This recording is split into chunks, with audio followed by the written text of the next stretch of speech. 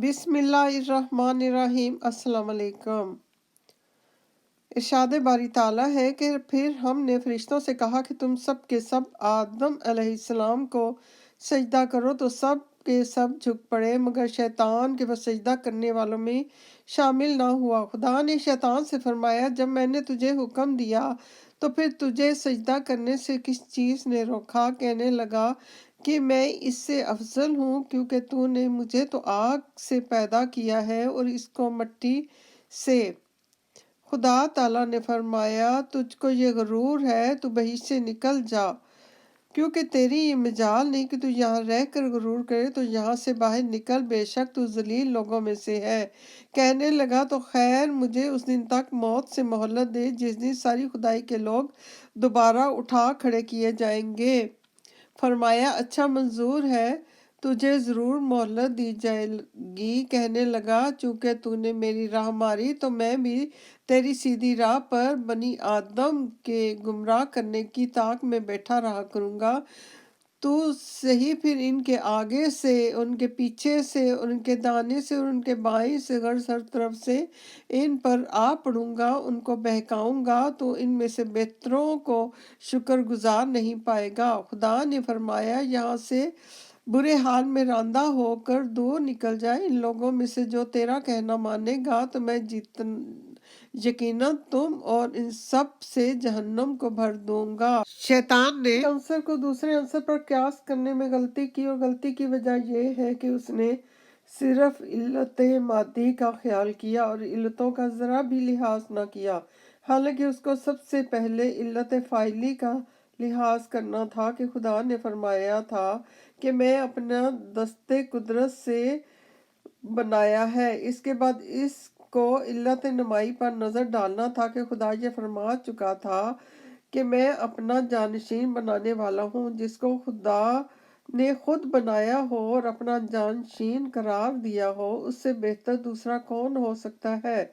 गर्ज शैतान अगर इन बातों को देखता और गौर करता तो हरगिज ऐसी फाश गलती ना करता और हमेशा के लिए रांदा ना होता। इसके अलावा खुद मादा के बारे में भी उसने गलती की, क्योंकि जिन एतबारात से आग से खाक बेहतर है, एक तो आग खाइन है और खाक अमीन है, क्योंकि जो चीज़ आग में रखो जल जाएगी और खाक में बाकी रहेगी। दूसरी आग सरकश है और खाक मतवाज़ा। तीसरी खाक नकुश को कबूल करती है और आग मिटा देती है। अला हज़ल क्यास खलासा। शैतान से हर तरह से गलती हुई और इस आलम में सबसे पहले झगड़े और क्यास की बुनियाद कायम कर गया, और यूं शैतान का गरूर और तकब्बुर और हसद उसको हमेशा के लिए रांदा कर गया। और अल्लाह ताला ने आदम अलैहिस्सलाम से कहा, है आदम, तुम और तुम्हारी बीवी दोनों बेहिश्त में रहा सहा करो, जहाँ से चाहो खाओ पियो, मगर खबरदार इस दरख्त के करीब ना जाना, वरना तुम अपना नुकसान करोगे। बस शैतान ने उन दोनों के सामने कस्में खाईं कि मैं यकीनन तुम्हारा खैर ख्वाह हूँ। गर्ज धोखे से इन दोनों को इसके खाने की तरफ माइल कर दिया गया। गर्ज जो ही इन दोनों ने इस दरख्त के फल को चखा, बेहिश्ती लिबास गिर गया और समझ पैदा हुई और उन पर उनकी शर्मगाहें जाहिर हो गईं और बेहिश्त के पत्ते जोड़ जोड़ कर अपने ऊपर ढांपने लगे। तब उनको उनके परवरदिगार की आवाज़ आई कि क्यों मैंने तुम दोनों को इस दरख्त के पास जाने से मना नहीं किया था, और क्या ये ना जता दिया था कि शैतान तुम्हारा यकीनी खुला हुआ दुश्मन है?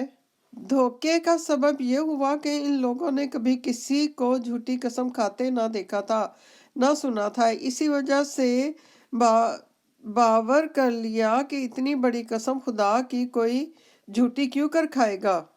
इरशाद बारी ताला है कि ए आदम की औलाद, हमने तुम्हारे लिए पोशाक नाजिल की जो तुम्हारे सतर को छुपाती है और जीनत के कपड़े, और इसके अलावा परहेजगारी का लिबास भी है। ये सब लिबासों से बेहतर है। ये लिबास भी खुदा की कुदरत की निशानियों में से है, تاکہ لوگ نصیحت و عبرت حاصل کریں۔ اے اولاد آدم، ہوشیار رہو، کہیں تمہیں شیطان بہکا نہ دے، جس طرح اس نے تمہارے باپ دادا آدم و حوا کو بہشت سے نکلوا چھوڑا تھا۔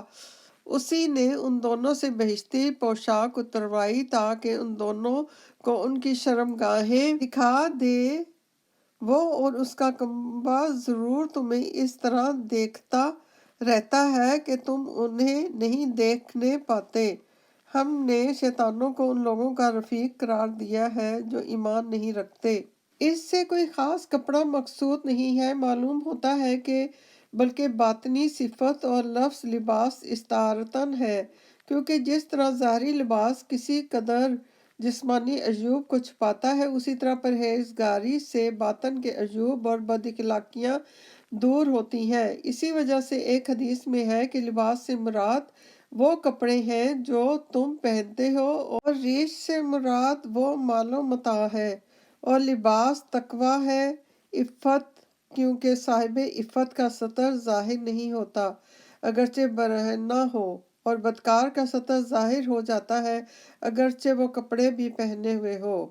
اسلام کے قبل عرب کے لوگ اس خیال سے کہ جن کپڑوں میں ہم نے گناہ کیے ہیں ان میں طواف مناسب نہیں، مرد ننگے ہو کر اور عورتیں چمڑے کی ایک لنگوٹی پہن کر طواف کرتی تھیں۔